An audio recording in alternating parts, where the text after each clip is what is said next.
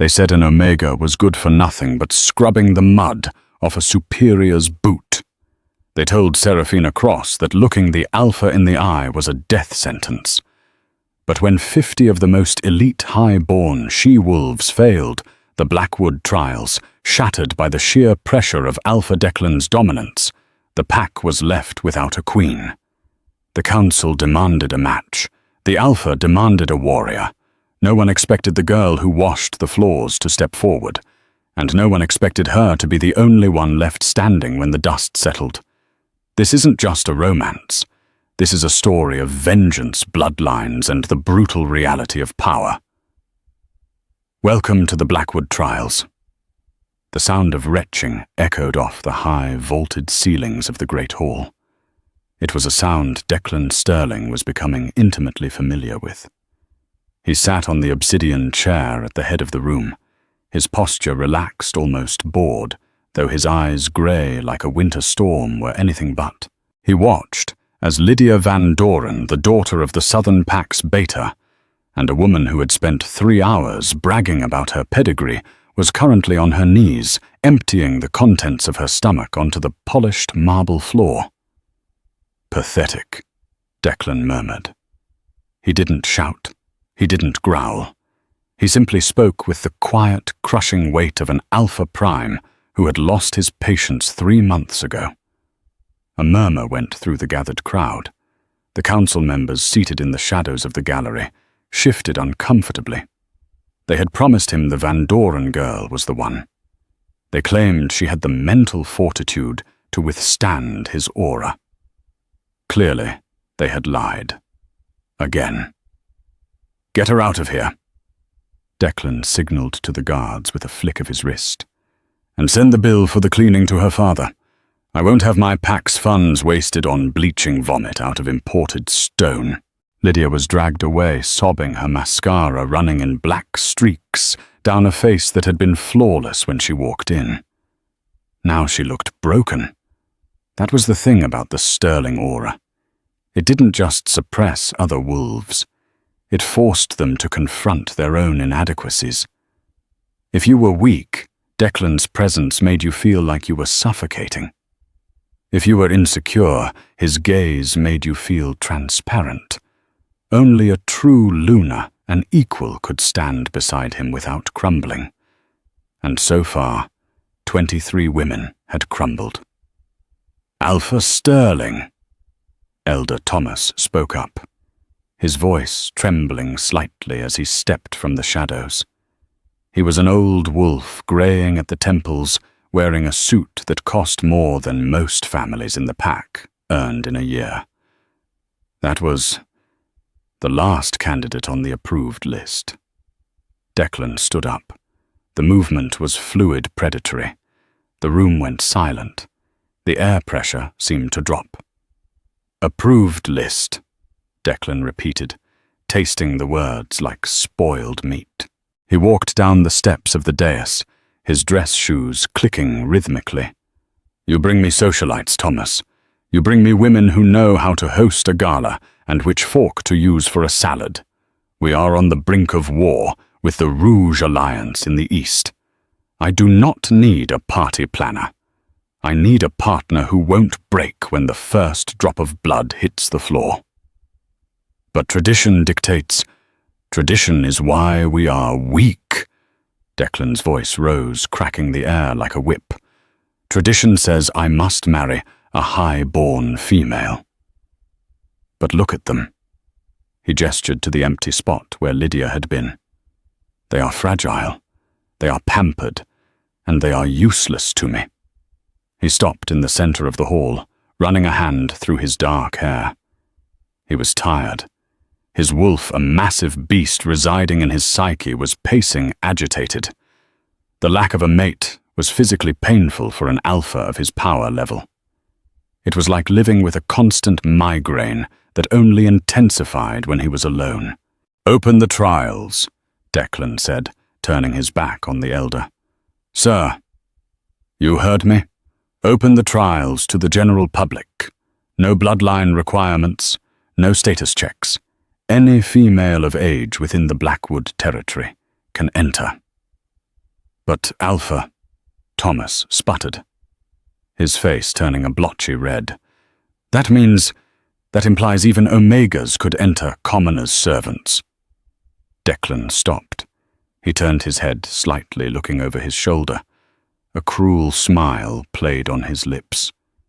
If a servant can withstand my pressure better than your approved elitists, Thomas, then that servant deserves the crown more than you deserve your seat on the council. Open the trials. First thing tomorrow morning. Declan strode out of the great hall, the heavy oak doors booming shut behind him. In the sudden silence of the room, a shadow moved in the corner near the service entrance. Serafina Cross tightened her grip on the mop handle. She had been standing there for 20 minutes, terrified to move, terrified to breathe.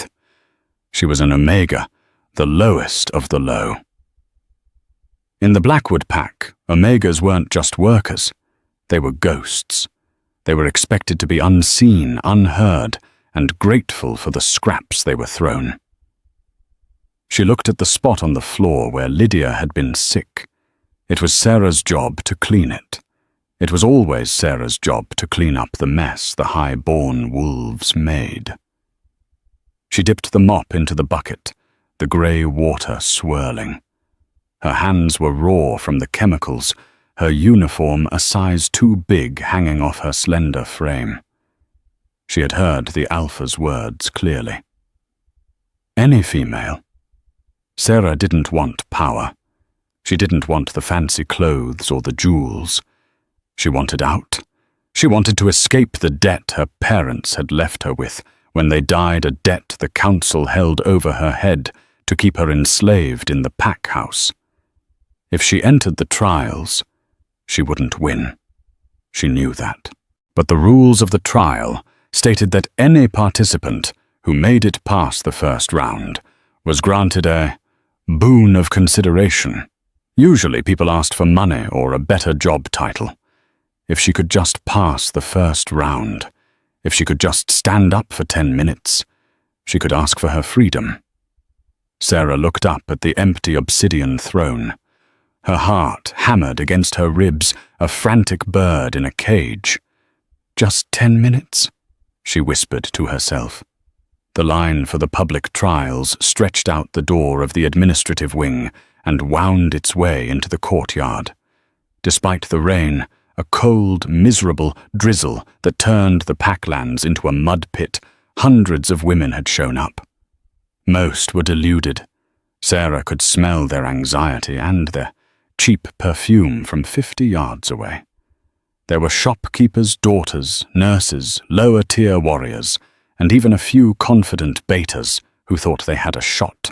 Sarah stood at the very back, wearing her only set of civilian clothes, a faded pair of jeans and a grey hoodie that had once belonged to her brother Toby. Toby had disappeared 3 years ago, officially listed as a runaway, though Sarah knew better. You didn't run away from Blackwood. You were removed.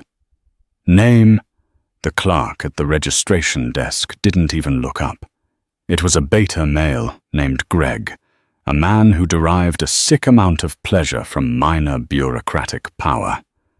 Serafina Cross, she said, her voice steady, despite the shaking in her hands. Greg paused. The pen stopped moving. He slowly looked up, his eyes narrowing as he took in her appearance. The hood, the frayed cuffs, the scent of industrial cleaner that seemed to cling to her skin no matter how much she scrubbed. Cross. Greg let out a short, sharp laugh. As in the Omega kitchen girl, did you get lost on your way to the trash compulsors, Sarah? The women in line behind her snickered. A tall, blonde warrior female. Someone Sarah recognized as heavy-handed with the whip during training punishments, leaned forward. Go home, runt. You're holding up the line for the real wolves. The Alpha said any female, Sarah said, locking her knees to keep from trembling. He gave the order yesterday. Open trials. No bloodline requirements. Greg sneered, leaning back in his chair. The Alpha meant any respectable female, not the daughter of traitors, not an Omega whose wolf is so weak she can't even shift properly. It was a low blow. Sarah's wolf wasn't weak. She was dormant, malnourished from years of scarce food and suppressed by the constant dominance of the higher-ranking wolves she served. She hadn't shifted since she was 16. "Is there a written rule excluding me?" Sarah asked, pushing a crumpled piece of paper onto the desk. It was the official decree printed and posted in the town square that morning. Paragraph 4, Section A. All previous restrictions regarding rank and status are hereby null and void for the duration of the selection. Greg looked at the paper, then at her. His face darkened. He hated being corrected, especially by an Omega. He grabbed the paper and balled it up, throwing it at her chest. "I don't care what the paper says. I'm the one with the clipboard, and I say you're not on the list. Now get out before I have security throw you out." Sarah felt the heat rise in her cheeks. The shame was burning familiar and acidic. She turned to leave, head down the laughter of the line, following her like a pack of hyenas. She had failed before she even started. The debt would never be paid. She would die in that kitchen. "Wait." The voice was deep, resonant, and unfamiliar. It didn't come from the line. It came from the walkway above the courtyard. Silence fell over the crowd instantly. Heads snapped up. Standing on the steel balcony, looking down with an expression of mild curiosity, was Liam O'Connor, the pack beta. Declan's right hand and best friend. He was leaning on the railing, an umbrella held casually in one hand. "Did I hear correctly?" Liam called down his voice, carrying easily over the rain. "Did this Omega just quote the Alpha's decree verbatim?" Greg scrambled out of his chair, nearly tripping. "Beta Liam, I was handling a disturbance. This servant was trying to make a mockery of the—" "She quoted the text," Liam interrupted. His eyes fixed on Sarah. Paragraph 4. Section A. "I wrote that text myself, Greg. Are you telling me that my writing is open to interpretation?" "No. No, sir." "Of course not." Greg stammered, pale as a sheet. "Then register her." Liam said, his tone bored but carrying an edge of steel. "The Alpha was very specific. He wants to see everyone. If she's weak, she'll fail in the first 5 minutes, and we can all move on. But if I find out you turned away a candidate because of your own prejudice, Greg, you'll be the one scrubbing the floors next week." Liam's gaze lingered on Sarah for a second longer. There was no pity in his eyes, only a calculating assessment. Then he turned and walked back into the main building. Greg sat down, his hands shaking. He wouldn't look at Sarah. He snatched a plastic number tag from the pile and shoved it across the desk. "Number 407, he muttered. "Don't expect anyone to catch you when you faint cross." Sarah took the tag. It was cold, hard plastic. Number 407. She pinned it to her hoodie.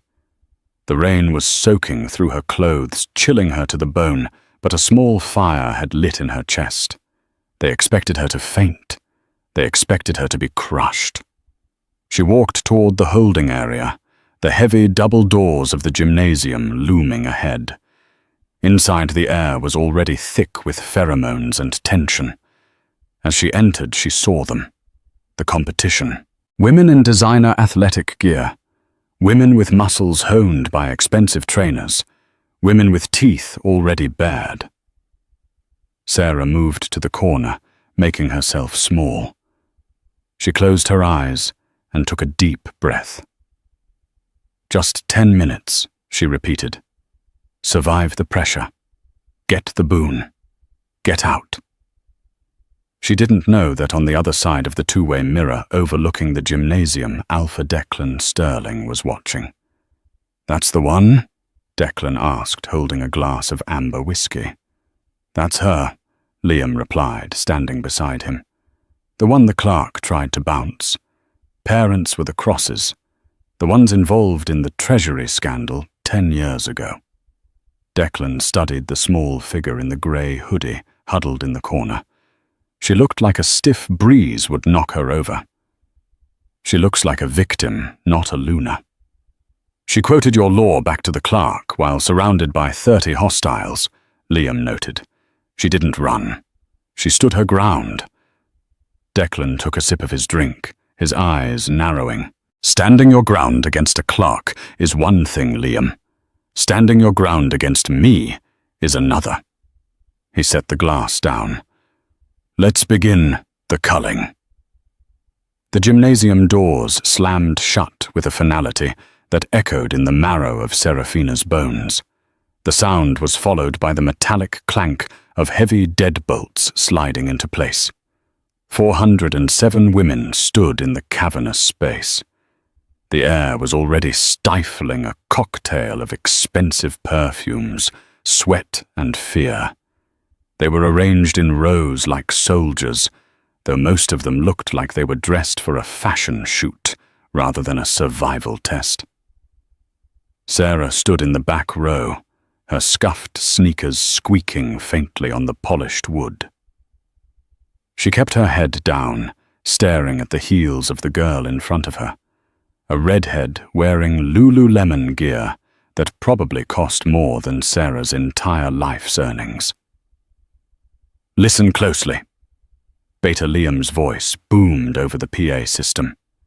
He wasn't visible, but his authority coated the room. "The first trial is simple. You do not need to fight. You do not need to run. You simply need to remain standing."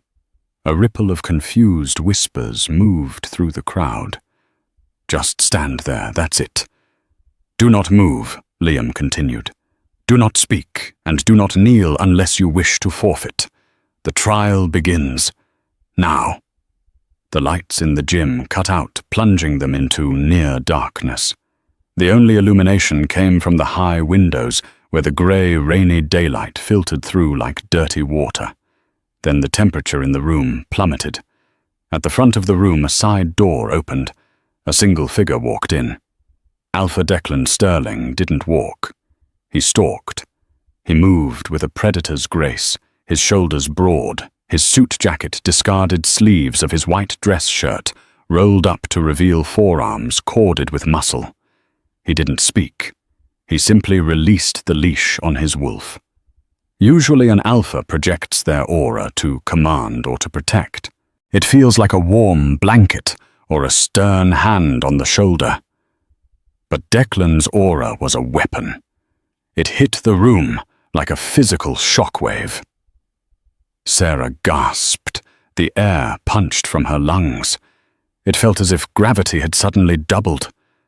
The girl in front of her, the redhead, didn't even make a sound. She just folded, collapsing to the floor in a dead faint. Around the room, bodies hit the floor. Thud. Thud. Thud. It wasn't just physical pressure. It was psychological vivisection. Declan's power forced its way into your mind, hunting for weakness. It dredged up every insecurity, every failure, every moment of shame you had ever buried. Sarah squeezed her eyes shut. "Don't look at him. Don't look at him." In her mind, she saw her mother crying as the debt collectors took their furniture. She felt the cold water of the mop bucket. She heard the laughter of the warriors as they kicked mud onto her fresh-cleaned floors. "You are nothing," the pressure whispered. "You are dirt. Kneel." "No," Sarah whispered, her teeth grit so hard her jaw ached. She was used to this. That was the terrible irony. These high-born girls, these heiresses and warriors, they were used to praise. They were used to comfort. They had never felt the crushing weight of the world telling them they were worthless. Sarah felt that weight every single morning when she woke up. To her, Declan's aura wasn't a new horror. It was just a louder version of her daily life. She locked her knees.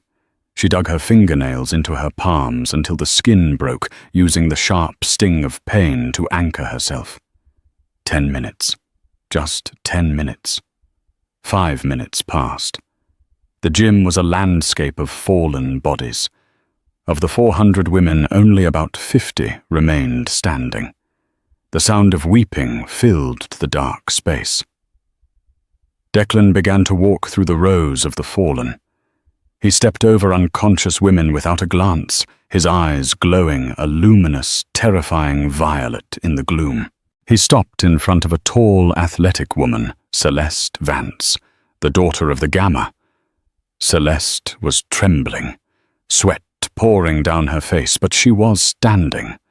Declan leaned in close to her, his voice a low rumble that vibrated in the floorboards. "You're afraid, Celeste. I can smell it. You're afraid you'll never be as strong as your father." Celeste let out a choked sob, her knees buckling. She fell. Declan moved on.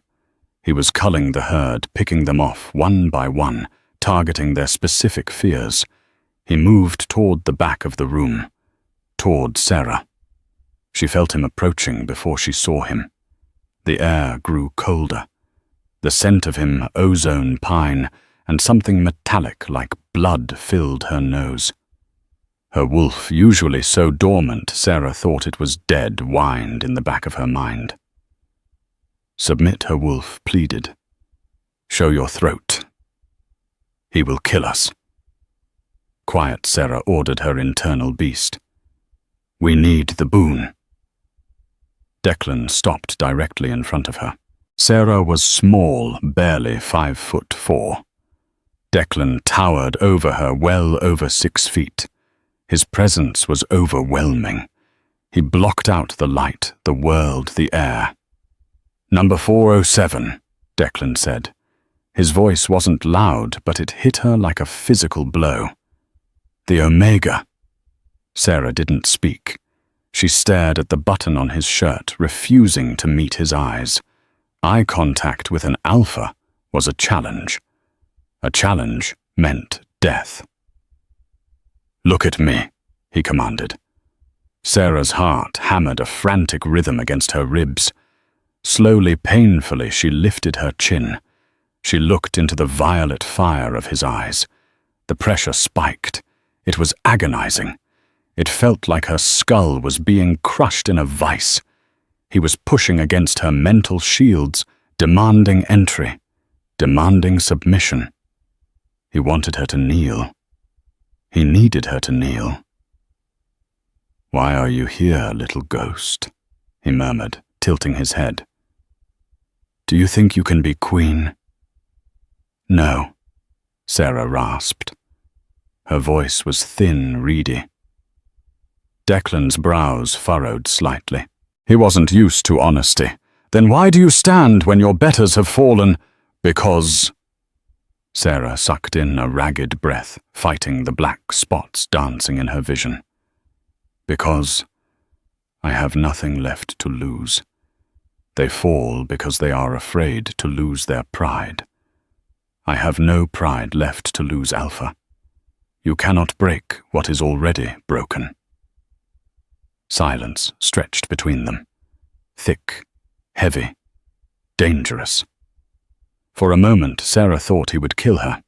She saw the pupils of his eyes dilate, the violet consuming the white. His hand twitched at his side. Then abruptly the pressure vanished. The lights in the gym flickered back on with a blinding buzz. Declan took a step back, the violet fading from his eyes, replaced by the cool storm grey. He looked around the room. Only 12 women were left standing. 12 out of 400. Declan looked at Sarah one last time, his expression unreadable. It wasn't approval. It wasn't kindness. It was confusion. "Clear the floor!" Declan barked, turning on his heel and marching toward the exit without looking back. The 12 who remain advance to part 2. Sarah exhaled, her legs turning to jelly. She sank to her knees, not in submission, but in exhaustion. She gasped for air, her lungs burning. She had survived. There was no rest, no water break, no time to recover from the psychic assault of the Alpha's aura. 10 minutes after the gym was cleared, the 12 remaining candidates were herded into the back of a transport truck. The vehicle smelled of diesel and old mud. Sarah sat on the metal bench, squeezed between a muscular woman with a shaved head and Celeste Vance. Celeste, who had apparently recovered enough from her fainting spell to be allowed to continue. Rank had its privileges, Sarah noted bitterly. Looked at Sarah with pure, unadulterated hatred. "You're a fluke," Celeste hissed, leaning in so only Sarah could hear. "You think because you're too stupid to feel fear that makes you special. You're a stain on this pack. Cross. I'm going to make sure you wash out in the next round." Sarah didn't respond. She just stared at her hands. They were shaking. The adrenaline from the gym was wearing off, leaving her cold and empty. The truck ground to a halt. The back doors flew open. They were at the edge. The border of the Blackwood territory, where the forest turned into a nightmare of rocky crags, thick brambles, and freezing mud. The rain was coming down harder now, a torrential downpour that turned the world grey. Beta Liam stood by a tent, holding a stopwatch. Alpha Declan was nowhere to be seen. "The trial of the flesh," Liam shouted over the rain. 3 miles, through the gorge, up the Black Ridge and back to the pack house. The terrain is rigged. There are traps. There are wild animals. And—" he paused, a grim smile touching his lips. "There are no rules regarding engagement with other competitors." Sarah's stomach dropped. No rules. That meant combat was allowed. That meant sabotage was encouraged. First 5 to cross the finish line move on. The rest go home. Go. Liam didn't count down. He just fired a starter pistol into the air. The 12 women took off. Or rather, 11 of them did. As Sarah surged forward, a foot hooked behind her ankle. It was precise practiced. Sarah slammed face first into the mud, the air leaving her lungs with a wet whoosh. A heavy boot landed on her hand as Celeste sprinted past, grinding Sarah's fingers into the gravel. "Oops," Celeste called back, not looking around. Sarah cried out, pulling her hand back. Her knuckles were bleeding, the skin torn. She scrambled up, wiping mud from her eyes. She was already lost. The pack of women was disappearing into the tree line. "Run," she told herself. "Just run." Sarah wasn't strong like the warriors. She couldn't bench press a truck, but she was an omega. She spent 16 hours a day on her feet. She hauled laundry baskets that weighed more than she did. She scrubbed floors until her shoulders burned. She had stamina. She hit the tree line, ignoring the stinging branches that whipped her face. The ground was slick, a slurry of mud and rotting leaves. The first mile was pure uphill misery. Sarah caught up to the back of the pack quickly. 2 women sisters from a wealthy merchant family were struggling with a climbing net that had been strung across a ravine. Sarah didn't wait for the net. She saw a fallen tree bridging the gap a few yards down. It was covered in moss and slippery as ice, but it was faster. She scrambled onto the log, balancing with her arms out. Below her, the ravine dropped 30 feet into jagged rocks. "Hey!" one of the sisters shouted. "You can't go that way." Sarah ignored her. She focused on her feet.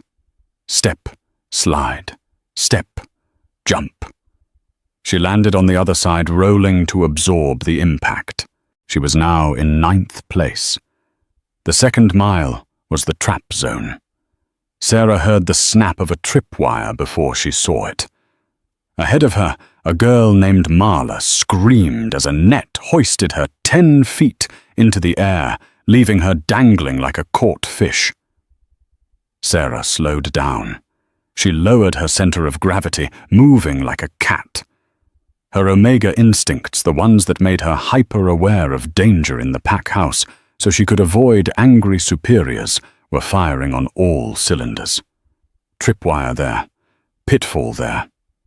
She navigated the course, passing 3 more women who were stuck in mud pits or tangled in snares. 6th place. She needed to be top 5. The final mile was the Black Ridge, a steep, rocky incline that led back to the manicured lawns of the pack house. Ahead, she saw the leaders. Celeste was in front, effortlessly bounding up the rocks. Behind her was the woman with the shaved head and 3 others. Sarah pushed. Her lungs felt like they were filled with broken glass. Her legs burned, but she kept moving. She caught up to the girl in 5th place, a beta named Sarah, at the base of a cliff face. A rope hung down, slick with mud.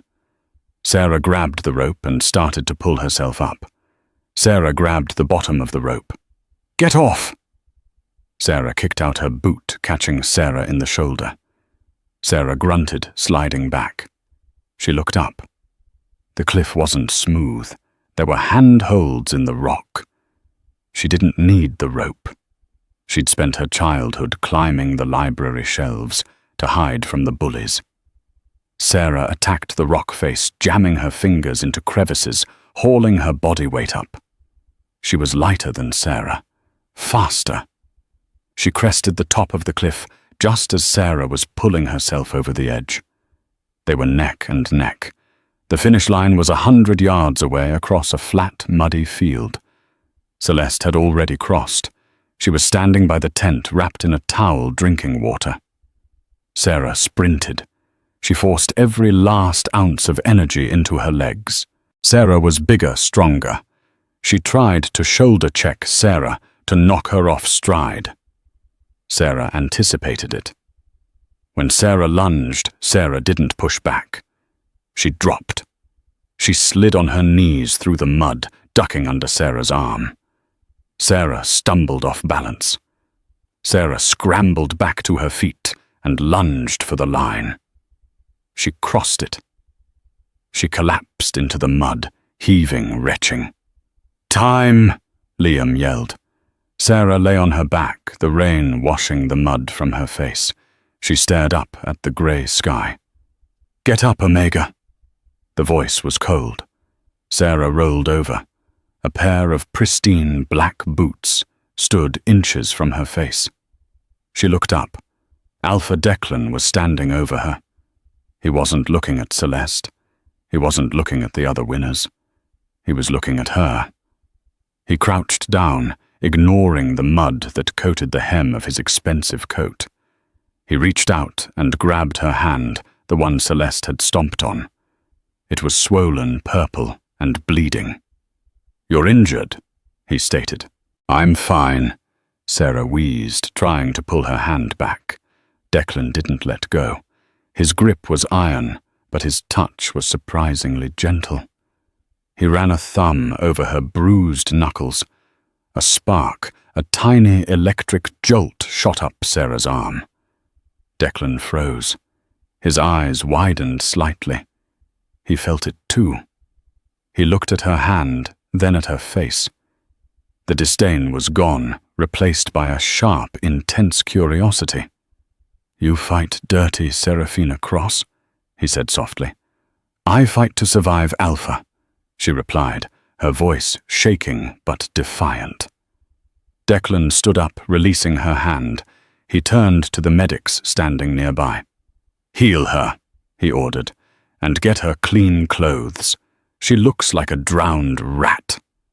He walked away, but Sarah saw him pause and touch his own hand right where he had held hers, as if it were burning. From the medical tent, Celeste watched the interaction, her eyes narrowing into slits. She pulled her phone out of her towel, dialing a number. "Daddy?" Celeste whispered into the phone. "We have a problem. The stray is still in the game. You need to talk to the council. Tonight." The transition from the mud-slicked obstacle course to the velvet-draped luxury of the Alpha's private dining hall was jarring. The 5 remaining candidates had been scrubbed, polished, and dressed in silk. Serafina stood by the window, feeling like an imposter in her own skin. They had put her in a gown of midnight blue, the fabric clinging to her slender frame, hiding the bruises from the day's trials. Her hair, usually tied back in a messy knot to keep it out of the dishwater, fell in soft, dark waves around her shoulders. She didn't look like an Omega. She looked dangerous. "Don't get used to it," a voice sneered from behind her. Sarah turned to see Celeste Montgomery, formerly Vance. Sarah had learned her full name from the whispered gossip of the stylists. Celeste wore red, a color that screamed power and aggression. She held a flute of champagne like a weapon. "This is the social trial cross," Celeste said, looking Sarah up and down with disdain. "You might be able to scramble up a rock, but can you navigate a dinner table with the council? Do you even know which fork is for the fish?" Sarah's expression remained flat. "I know the silverware, Celeste. I've been polishing it for 5 years, while you were busy spending your daddy's money on personal trainers." Celeste's eyes narrowed, her nostrils flaring. Before she could retort, the double doors opened. "Alpha Declan Sterling," the herald announced. Declan entered. He had cleaned up since the muddy finish line. He wore a tuxedo that fit him with military precision. But his eyes were wild. He scanned the room, ignoring the council members, ignoring the 3 other candidates, ignoring Celeste. His gaze locked onto Sarah. For a second, the room went silent. The air crackled with that same strange electricity Sarah had felt when he touched her hand. It was a magnetic pull, a biological imperative that made her knees weak. Declan walked straight to her. He didn't bow. He didn't offer a polite greeting. He stepped into her personal space, inhaling deeply. "You smell different," he murmured, his voice low enough that only she could hear. "I bathed," Sarah replied, her heart thumping against her ribs. "No."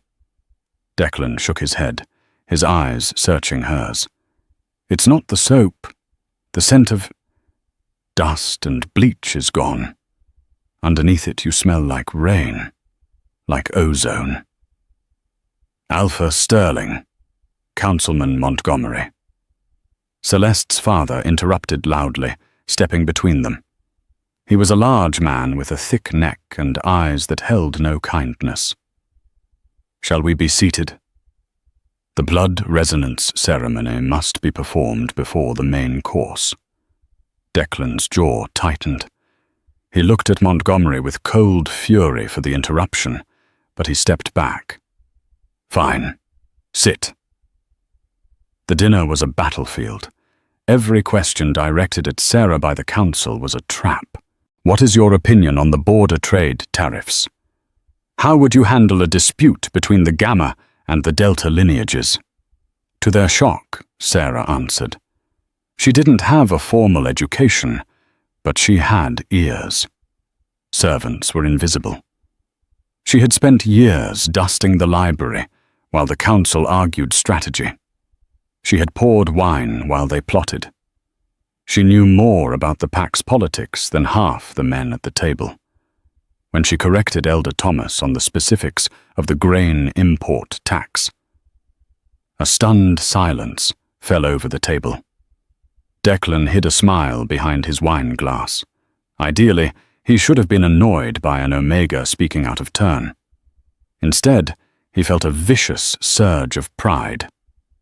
"Enough talk," Councilman Montgomery snapped clearly, sensing that his daughter was losing ground. "Bring out the bloodstone." 2 guards brought in a heavy iron case. Inside sat a jagged piece of quartz, ancient and humming with energy. "The bloodstone reveals the potency of the wolf," Montgomery explained, looking smugly at Celeste. "It glows brighter for stronger bloodlines. A Luna must have power. We cannot have a weak link beside the alpha." Celeste went first. She placed her hand on the stone. It glowed a bright, healthy ruby red. The council clapped politely. The other 3 candidates touched it. Faint pinks and dull reds. Average. "Your turn, girl," Montgomery sneered at Sarah. "Let's see what an Omega's blood is worth. Probably won't even light a candle." Sarah hesitated. She looked at Declan. He was watching her intensely, his hand gripping the table edge. "Do it," his eyes seemed to say. Sarah stepped forward. She reached out her trembling hand and placed her palm flat against the cold quartz. For a second, nothing happened. Montgomery opened his mouth to laugh. Then a pulse of energy shock waved through the room, rattling the silverware on the table. The stone didn't glow red. It didn't glow pink. It flared with a blinding, searing white light. The intensity was so high that the guards shielded their eyes. The hum of the stone turned into a high-pitched whine. Crack! A spiderweb fracture appeared in the center of the quartz.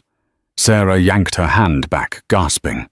The light died down, leaving the room in stunned, ringing silence. The ancient stone which had tested generations of alphas and lunas sat split in 2. "That's impossible," Elder Thomas whispered, his face draining of color. "White light. That's not Omega blood. That's Alpha blood. Ancient blood." "She's a fraud," Celeste shrieked, standing up and knocking her chair over. "She rigged it. She's a trickster." "Sit down, Celeste," Declan said. His voice was quiet, but it carried the weight of a thunderclap. Declan stood up and walked around the table to Sarah. He looked at the broken stone, then at her. He looked at her as if he was seeing her for the first time. "Who are you, Seraphina Cross?" he asked. I don't know," Sarah stammered. "My parents were mid-tier warriors. They were nobodies." "Mid-tier warriors don't produce offspring who shatter the bloodstone," Declan said. He reached out, taking her hand. He turned it over, looking at her wrist. There, faint and almost invisible against her pale skin, was a small silver scar in the shape of a crescent moon. Declan's thumb traced it. "This isn't a birthmark," he said, his voice hardening. "This is a seal, a suppression seal. Someone bound your wolf when you were a child. They locked your power away, so you would appear to be an Omega." The room erupted into chaos. A suppression seal was dark magic, forbidden for a century. "Who did this?" Declan roared, spinning to face the council. His aura exploded outward, cracking the windows. "Who bound her?" Councilman Montgomery was pale sweat beading on his forehead. He exchanged a terrified glance with Elder Thomas. We must investigate this," Montgomery stammered. "Clearly the girl is a danger. She should be detained until—" "Touch her!" Declan snarled, his eyes fully violet, his teeth lengthening into fangs. "And I will tear your throat out with my teeth." He pulled Sarah against his chest, wrapping his arm around her waist. The contact sent waves of heat through her body. Her inner wolf suddenly waking up, thrashing against the invisible chains that had held it for years. "The trial continues," Declan announced. "But from this moment on, Seraphina is under my personal protection. If she even trips on a rug, I will hold this council responsible."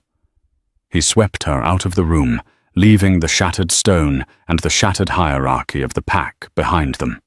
The guest quarters of the Alpha's floor were larger than the entire house Sarah had grown up in, but to her it felt like a prison cell with 800 thread-count sheets. It had been 24 hours since the dinner. Declan had left her there with 2 guards at the door, claiming he had matters to handle. Sarah paced the room. Her mind was reeling. Suppressed, high blood. It didn't make sense. Her parents had been loving, simple people. Why would they bind her power? Why would they doom her to a life of servitude unless they were hiding her? A knock came at the balcony door. Not the main door where the guards were. The glass door leading to the rain-slicked terrace. Sarah froze. She grabbed a heavy brass candlestick from the mantelpiece. The figure outside waved. It was Beta Liam. Sarah hesitated, then unlocked the latch. Liam slipped inside, dripping wet, looking grim. "You need to come with me," Liam said, keeping his voice low. "Now." "Where is Declan?" "Declan is in the dungeon's interrogation room, tearing apart the former pack doctor to find out who cast the seal on you," Liam said. "Which means he's distracted. And while he's distracted, the council is making a move." "What move?" "They aren't going to let you reach the final trial, Sarah. A latent alpha female. You're a threat to the established order. If you marry Declan, their influence is gone. Montgomery has sent a kill squad. They're coming up the service elevator now." Ice water flooded Sarah's veins. "Declan said I was under his protection." "Declan can't protect you if he's 3 floors down and soundproofed," Liam hissed. "We have to go. I can get you to the safe house in the woods." Sarah looked at him. She trusted Liam. He had saved her at the registration. But something felt off. "Why the woods?" she asked. "Why not run to the dungeons? Why not run to Declan?" Liam paused. His eyes flickered toward the door. "Because the hallway is blocked. The woods are the only way." Sarah tightened her grip on the candlestick. "You're lying!" Liam's expression shifted. The helpful, bored beta mask melted away, replaced by a cold, calculating sneer. "You're smarter than you look. That's unfortunate." He lunged. Sarah didn't scream. She swung. The brass candlestick connected with Liam's shoulder with a sickening crunch. He grunted, stumbling back. But he was a wolf warrior, and she was supposedly just a human in an Omega's body. He backhanded her. The force of the blow threw her across the room. She crashed into the coffee table glass, shattering. Pain exploded in her ribs. "It wasn't just Montgomery," Liam said, shaking out his injured shoulder as he stalked toward her. "Do you know how exhausting it is to be the beta, to always be second best to a man who rules by fear? Montgomery promised me the alpha title once Declan is removed. But first we need to get rid of his little pet." He reached down, grabbing her by the throat and lifting her off the ground. Sarah clawed at his hands, her legs kicking. Her vision began to blur. She couldn't breathe. She was going to die here, in a beautiful dress, betrayed by the man she thought was an ally. No. The word wasn't a thought. It was a roar from the center of her soul. The seal on her wrist burned. It felt like a branding iron. "Let me out!" her wolf screamed. Sarah stopped fighting Liam's hand. She grabbed his wrist. She poured every ounce of her fear, her rage, and her desperation into the contact. The seal on her wrist didn't just crack this time. It shattered. A shockwave of pure, unadulterated power exploded from Sarah's body. It threw Liam across the room like a rag doll. He smashed through the French doors and landed on the balcony, groaning. Sarah fell to her knees, gasping. But she wasn't just Sarah anymore. Her bones cracked and reshaped. Her eyes shifted from brown to a glowing, luminous gold, the color of royalty. She didn't shift fully. She didn't know how, but the power was flowing through her human form. She felt faster, stronger, lethal. Liam scrambled to his feet, pulling a silver knife from his boot. "You freak!" he charged. Sarah didn't need a weapon. She sidestepped his thrust with impossible speed, grabbed his arm and twisted. The bone snapped. Liam screamed. She kicked him in the chest, sending him flying over the balcony railing. He tumbled down into the darkness of the garden below. Sarah stood panting, the gold fading from her eyes, the adrenaline crash hitting her hard. The door to the hallway burst open. Declan stood there, his shirt covered in blood, not his own. He took in the scene, the shattered glass, the broken furniture, Sarah, standing amidst the wreckage with glowing eyes. "Sarah," he breathed. He rushed to her, checking her for injuries. "I felt the seal break. I felt you." "Liam," she gasped, pointing to the balcony. "It was Liam. He's working with Montgomery." Declan's face went stone cold. The temperature in the room dropped 30 degrees. "Liam, he said they want you gone. He said I was in the way." Declan walked to the balcony and looked down. He saw the broken form of his former best friend dragging himself into the bushes. "Guards!" Declan roared. "Find the beta, put him in the iron cells, and bring me Councilman Montgomery's empty head." He turned back to Sarah. He walked over and scooped her up into his arms. She was trembling violently now, the aftershocks of the power release taking their toll. "The trial is over," Declan whispered into her hair. "I'm ending it." "No," Sarah said, gripping his shirt. She looked up at him, her eyes fierce, despite her exhaustion. "No, if you end it now, they'll say you chose me out of pity. They'll say I'm a monster who bewitched you. I have to win, Declan. I have to win the final trial. I have to show them that I am the Luna, by right, not by your charity." Declan looked at her. He saw the fire in her. He saw the woman who had scrubbed floors for 5 years without breaking, who had just thrown a beta warrior off a balcony. "The final trial is the hunt," Declan said seriously. "It is to the death. Montgomery will be there. He won't hold back." "Good," Sarah said, a cold, hard smile touching her lips. "Neither will I." The hunt was not a sport. It was an execution.